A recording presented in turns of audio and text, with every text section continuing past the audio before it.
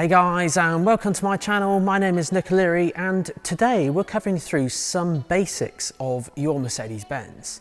Now, these days it's becoming increasingly more common for people to get their car delivered direct to your house. Convenience factor, well, that's definitely right up there.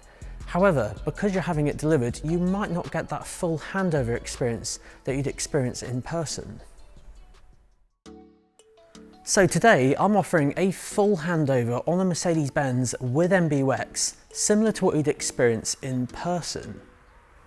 Now of course handovers are always personalised to you, but as there are many Mercedes-Benz models, shapes, sizes and variations, your actual car may vary, but I'll keep it as generalised as possible. And to see what we're covering, here is a list of timestamps of every chapter we're going through today. So feel free to skip through to your preferred section.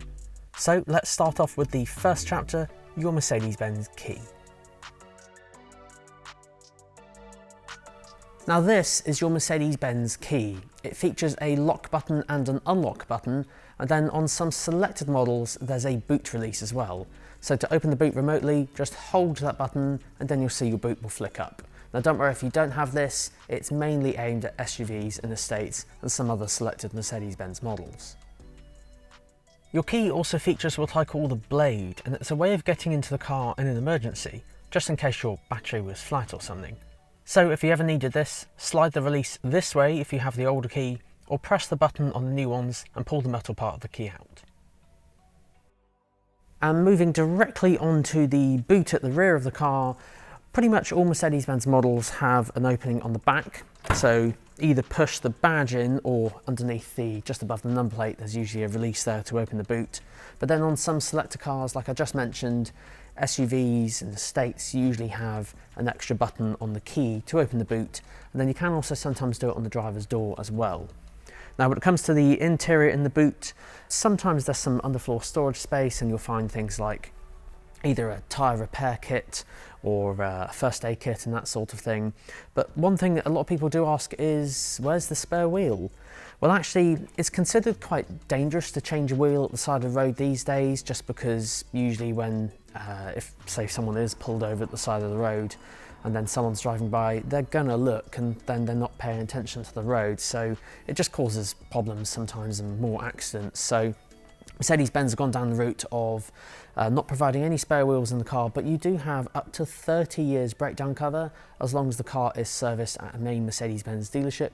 That's certainly what it is in the UK. I don't know what it's like elsewhere, but it's certainly a good thing to do if you do plan on getting it serviced at Mercedes-Benz. They've got these service care plans as well, which reduce those costs.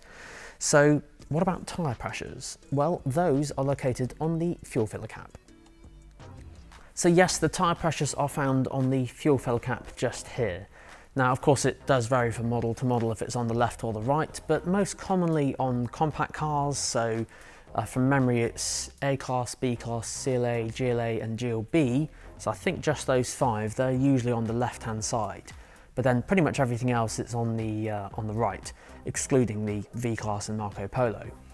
But of course, if you have an EV, so an electric vehicle, then you won't have a fuel filler cap. It would literally just be charging connectors through either Type 2 or CCS connectors. I won't go into too much detail about that in this video. I've got other videos detailing about those, in particular about charge rates and that sort of thing. But of course, if you do have a diesel, they will feature this thing, which is AdBlue. Basically, with diesels these days, they of course produce emissions, just like their petrol cars as well. AdBlue helps reduce nitrous oxide, which is harmful to human health. So most commonly, AdBlue will last anywhere from 6,000 miles to 12,000 miles. It depends on the car and your kind of annual mileage, but most of the time it's designed to last till your next service. Now, if you have a plug-in hybrid, be sure to check out what side your fuel filler cap is on, because you'll also have a charging connector as well, and they do look quite the same. However, on some selected plug-in hybrids, there is a fuel filler cap release switch on the driver's door. So if you're trying to open the fuel filler cap and it won't open, have a look in this area, because that is usually where it will be. Now, when it comes to rear seats in Mercedes-Benz, to fold them down, behind the seatbelt there's usually a release. So pull this and then you can fold the seats down. Now on some other cars as well, you'll find the release switches will be in the actual boot. either electrically, or sometimes in this car it's just two black handles that look like this. So have a look in one of these 2 to 3 areas. That's how you get the seats folded down.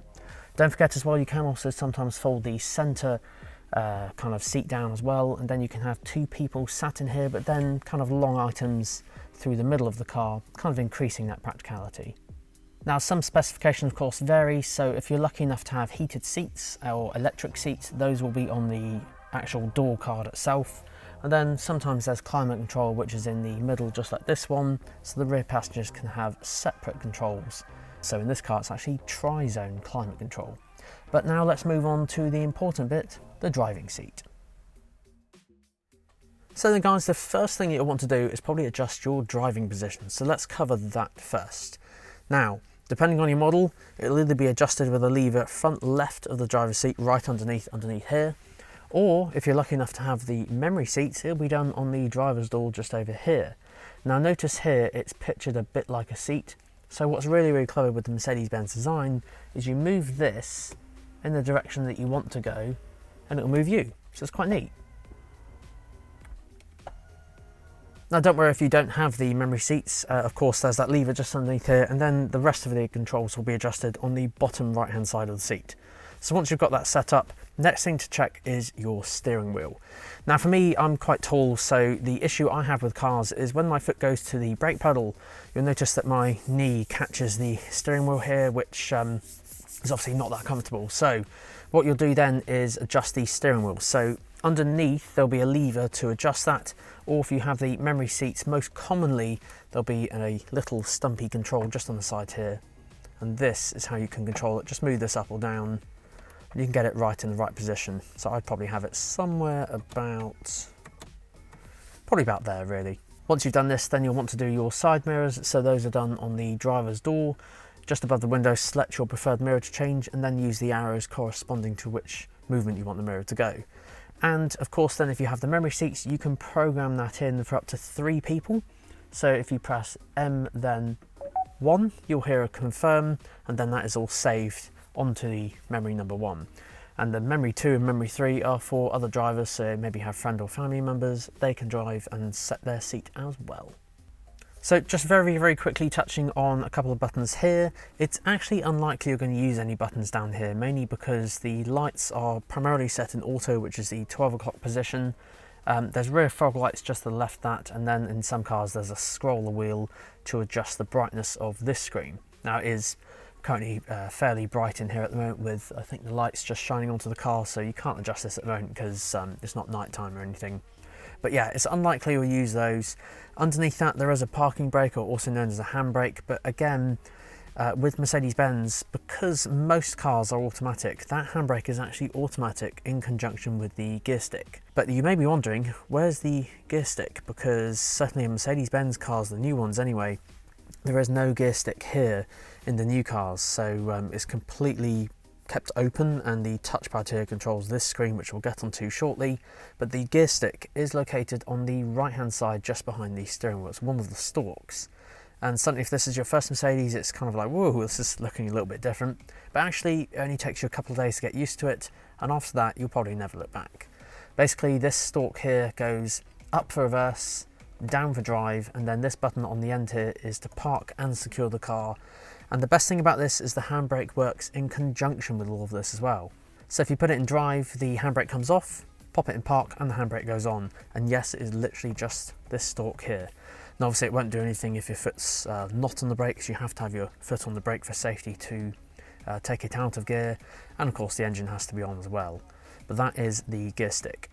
Moving on to the left side, the left stalk is for your indicators, like so, and then you have the wipers on the end. So spinning this round will control the wipers. Currently got it off in this car at the moment, just to stop them wiping while I'm inside. But basically, by default, it'll probably be on 0, which is on the bottom. Then you've got 2 dotted lines above that. Those are the rain sensor. Just bear in mind that from Mercedes-Benz, from a few years ago, they were still timed wipers, but pretty much any Mercedes-Benz now these days has rain sensing wipers. But yes, the 2 dotted ones are rain sensor. The lower one is the low sensitivity, and the one above that is the high sensitivity. Any further up than this will be manual wiping, so just spin this round and you can adjust it to your preferred wiper speed.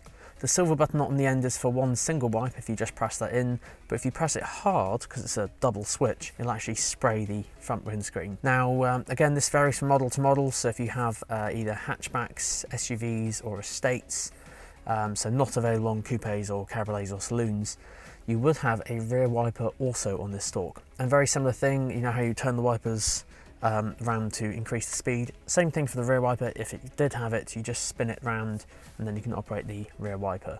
But it does come on automatically if it's raining and you've got your front wipers on, and then you pop it into reverse, so that's all automatic. Lastly, the actual steering wheel itself actually has paddles on the either side of it just here, so if you want to, you can go down a gear or up a gear. But of course, if you do have a manual, then you won't have those, you'll have your traditional gear stick here. And be aware, if you do have a manual transmission in a Mercedes, you will be required to operate that handbrake or parking brake down in this area. But automatics on that stalk there, and you can change gear using these if you want to, but you kind of don't have to. However, if you have an EV or an electric vehicle, these of course don't change the gears, because in electric cars there are no gearboxes. So they have asynchronous motors or dual motors and that sort of thing. These actually control the brake recuperation. Now, I haven't covered a video on brake recuperation just yet. I will probably cover that next year, but in essence it's basically reversing the polarity of the electric motor. As you slow down, you can increase that brake recuperation or decrease it using these, and it's that kind of braking you feel when you take your feet off the accelerator pedal, keeping it really simple anyway. Now, moving on to the actual steering wheel on the front, basically as a general rule of thumb, the left hand side controls the left screen and then the right hand side controls this screen, but the right hand side also houses cruise control. So just very quickly covering this, these are the cruise control buttons here. I won't cover those buttons in great detail because I have a separate video just on that, but just rest assured you use these buttons the way we read. So from left to right, choose what you want, turn it on and turn it off. But as I said, if you want to know more, I have got a dedicated video on those buttons and exactly what happens on the screen and that sort of thing. So moving to these buttons here, pressing this button, the home button, brings up the home screen for this side, and you can swipe this left and right to control different things on the screen here. And then you can click it in, and then you can swipe up and down and view other things. And most importantly, keep an eye out for that red dot, because that shows you what element you're on.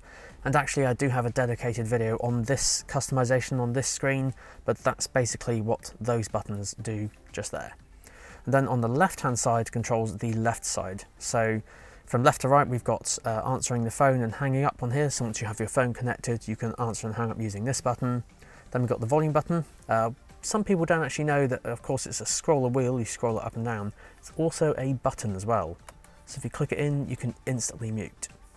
To the right of this, we then have the voice assistant. Now, in most new cars now that feature MBUX, there is a voice assistant called "Hey Mercedes." How can I help? There she is, right on cue. Now I'm going to press the back button just to cancel that for now. I have again got a dedicated video on that particular voice assistant, but this button more specifically, touch that and you can launch it manually and give it commands without having to say "Hey Mercedes." But again, I'll press back for now because we don't need her talking right this second.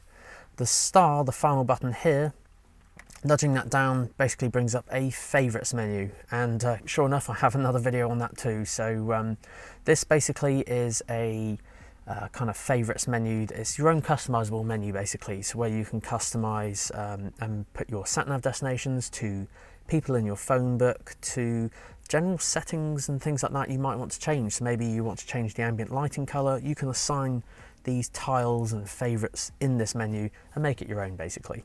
And then just the buttons above this are touchpad controls to control the left screen. So yes, you can actually operate pretty much every function on the car with your hands on the steering wheel. So you've got your indicators, gears, then of course you've got the touchpads here for the left screen and the right screen. You can control it all from there. Now what we'll do is move on to the centre section, the multimedia system. So then guys, this video today is of course the basics of your Mercedes-Benz. So if you want to know some more advanced topics, check out the banner up above, which takes you straight to my dedicated Mercedes-Benz tips and tricks playlist. However, going back to the next chapter, the MBUX multimedia system. Now the multimedia system called MBUX, found on most modern Mercedes-Benz, is actually touchscreen, so you can move this left and right like this. You can use it using the touchpad in the middle, And you can also control it from the steering wheel using the touchpad on here as well. So your choice, whichever one you fancy. I personally use the touchpad, but when I'm typing addresses, I'll use the actual touchscreen. So I kind of use a choice really. But don't forget, you can also talk to it as well. So there's quite a few ways to interact with the screen. So we'll very quickly just run through the basics of this one. So moving on to phone, this is of course where you'll get your phone connected, and MBUX allows actually up to 2 phones to be connected at the same time. So say for example you've got your phone on number 1 and then your friend or family member is on phone number 2, incoming calls come through and you can answer on the steering wheel with that button there that I mentioned just a few seconds ago. So really neat. And then of course if you're going to phone out, then you choose either phone 1 or phone 2, and then you can choose your phone book and cycle through all of your contacts. Pressing the back button on the touchpad here will go back a step, and there's also a home button which takes you to the home screen. This bit here is the home screen. So again, that's how you do it on here. Same buttons on here, and there's also a home button up here to go back to the home screen. So then moving across to the sat nav or the navigation, I've actually found this is the easiest one I've ever come across in virtually any car. And the reason for this is my number 1 rule. If you look at the menu button when you're on the Navi page, on MBUX cars, have a look at these first 3 buttons here. So you've got the where to, the finish flag and the mute. Those 3 buttons, I promise you, will probably be 90% of everything you'll ever use on the sat nav. Yes, of course, there are more settings and advanced things that you can do, like adding waypoints and multi-destinations and that sort of thing. But for most cases, all you'll use is the where to. So you go in here and then type in postcodes and that sort of thing. So let's just put in the postcode here, just for argument's sake. Once you've typed it in, you'll see the suggestion on the left-hand side. So then move across to that one, click on there. It'll ask you to confirm exactly where it is, and then you can hit the big arrow to go. Your route is being calculated. Now, of course, once you've got that sat-nav on the screen, that menu button actually disappears just to give you kind of maximum visibility. So if you touch anywhere on the screen, that menu will come back up. And you notice how I said those first 3? The where to is to obviously search and go somewhere, so that's what we've already done. The second one finishes it, so it's got a picture of a flag with a little cross to cancel. So that's how you finish the sat-nav and just cancel it off. And then also, after that is the mute button. So clicking this will mute it, so you won't get any talking at all. However, if you then click it again, Please proceed to the highlighted route. it will then unmute it. So literally it's just those first 3 buttons, and that's kind of all I'll cover in just this video because it's the basics. To be honest, that's all you ever use for the sat-nav, but I'm going to cancel that off for now. Of course, there's loads more things that this multimedia system does as well, so I'm going to pop a link in the description down below of the MBUX walkthrough guide that I have done. I remember someone quoting before that it was the MBUX the movie, mainly because it's about an hour long, and I literally go through every single menu item on there. So if you want to know everything about your car, do check out that video. But anyway, on to the next one, which is radio. So in here, it's actually very vivid, this one, compared to the previous multimedia systems. All you do is just swipe this left and right, and then kind of choose your preferred radio station. And the one that's kind of in the middle there is the one that's playing. I've got it muted, of course, at the moment, but you've got that volume control on the steering wheel. The other volume control is just down here. And again, another scroller wheel, you can move that up and down. Now, with radio, you can assign favourites along here, along the numbers, so 1 to 5. You can also access more if you press the arrows either side. But don't forget, if you've made a mistake, if you hold your finger on that button, you can then delete it and then start again. So all the radio stations A to Z are at the top, but then at the bottom you have your presets, of which you can save up to, I think it was 20 if I remember. Yeah, there's 20 there, so that's how the radio works. Now, the good thing with Mercedes-Benz radios is you don't need to tune them. There's no kind of manual tune or anything, just in case you need to get better signal. This auto tunes all the time, so basically if you can see the radio station on there, you've got good signal and you can hear it. Going back to the home screen, we have the media tab. Now, media is if you want to play any music by other means, so things like Bluetooth or USB. So most commonly these days, I know most people play music off their phones, so literally, as you probably already connected your phone via Bluetooth, in here is how you play music wirelessly from Apple Music, Spotify, Amazon, YouTube, that sort of thing. But you can also plug it in as well. So depending again on your car, USB-C ports will be in here, or kind of in this center area just down in here as well. However, when it comes to new cars, they actually do feature USB-C ports. So this is USB-C. These are a new type of USB port, and even the very laptop I'm using to edit this video on features those ports. And you know, I don't have devices that are USB-C as well, so you may have to buy a dongle, a little converter, so USB-C to USB dongle. They're not that expensive, they're about £5 or £6, but I'll pop a link down below if you want to get yourself one. But of course it does charge your phone as well, which is quite nice. The next section after this is a thing called Comfort on the multimedia screen. So this allows you to adjust the ambient lighting if you have it. So a really, really cool thing in some cars these days, and primarily found in premium packages and above in the UK. You'll see that these nice blue lights here, and yes, you can change the colour. There's about 64 different colours to choose from, so looks pretty nice at night time. But yes, those are all the basics for the screen. As said, I do have a walkthrough guide on this entire multimedia system called MBUX, so MBUX full users walkthrough guide is just below in the description if you want to know more. So what about some of the buttons in the center area just here? Well, basically from the top left and working down, this one is called Dynamic. So if you see anything that says Dynamic or Dynamic Select, these are the drive modes. So if you move this up or down, you've got Eco, Comfort, Sport, and sometimes Sport Plus as well. These basically change how responsive the car is when you go to accelerate. Underneath this we have a P with a little motion sensor and an object. These are the parking sensors, so this is how you turn them off if you want them off completely. I don't really know many cases where you might need to turn them off. Maybe if you've got it in the car wash or something like that, and you've got the engine on and you don't want the brushes to set the sensors off. That's one way I guess you can turn them off, but otherwise I'd always keep them on. Underneath this you've got the P with a camera, so that's the parking camera. But when you do pop Mercedes-Benz cars into reverse anyway using the gear stick, it'll show you the camera anyway, so it's just a way you can get the camera to pop out in case you need to see the back for any reason.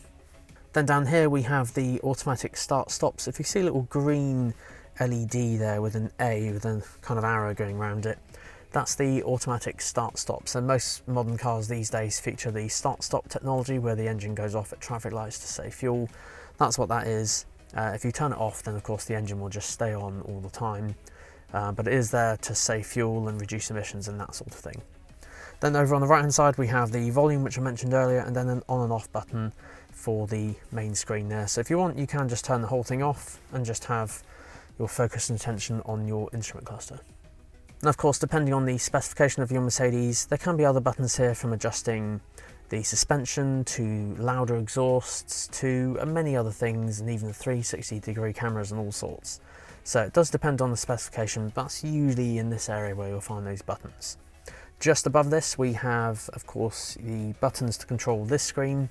So you know how I mentioned earlier when you press the home button and you've got phone, navi, radio, media and a few other things on there. These buttons here are basically duplicates, so you can literally just press these and go straight to the relevant menu items. If you wish, you can do it this way around. Above these buttons we have the climate control. Now I've got it off at the moment, but if I tap auto, that will switch it all on, and you can adjust the temperature here by moving this up or down. So the right hand side will do the driver side, and then the left hand side will do the passenger side. Now these buttons of course control everything to do with the air conditioning. If you have one of the more compact cars, so like an A-Class or CLA, you'll find your hazard switch right in the middle. In this one it's literally just down here. But yeah, every button up here will control the climate control. The menu button basically transfers the controls for that up to the screen, and then you can do it up here as well, so that's pretty neat. And then finally we have some overhead buttons. So these buttons, up here we have the reading lights. So we've got the passenger's reading light, driver's reading light. This one here is to have all the lights off on the inside. So I've got those off at the moment just so I don't want lights shining directly into my eyes just while I'm making and producing the video. But that one there will of course have all the lights on, and then that one there will turn it all back off. This one is just to put the front lights on, and then this one is for the rear lights in the back, just in case you want to illuminate the rear. But people in the rear do have their own buttons at the top as well. And then underneath this we have the SOS button. So this one is actually quite useful just in case you need to phone the police, ambulance or fire, mountain rescue or lifeguard, just if you need help really, really quickly. This is under a safety switch, so tapping that red button right now would actually phone 999, so for obvious reasons I won't do that right now. And then to the right of this is a Me button. So this is all to do with Mercedes Me. So if you need to phone Mercedes Me for any reason, say you needed help with the Mercedes Me app, or you had a breakdown, you know, God forbid, and you wanted to get some roadside assistance, this is the button you press. And notice these have a picture of a phone on them. They do not actually use your phone that's connected via Bluetooth. So if you left your phone at home or it's out of battery, you can still get help through the SOS or the Mercedes Me team with the breakdown cover as well, just by pressing those buttons. On some selected cars as well, they also feature a sunglasses holder, but I know they don't always feature this, but if you do have it, very nice touch. And then if you're lucky enough to have it as well, this one here will do the sunroof controls. So very, very neat. And the final chapter today, don't forget, a Mercedes Me account is an extremely important aspect of owning a Mercedes-Benz. It can provide your car with extra features such as enhancements to a dedicated app, and it can even notify you if something's not quite right or if something needs your attention. Now, due to the vast topic of Mercedes Me, I can't cover it all in here, but in this video on the pop-up banner up above, if you want to know more, click here and it will take you straight to all you need to know about Mercedes Me.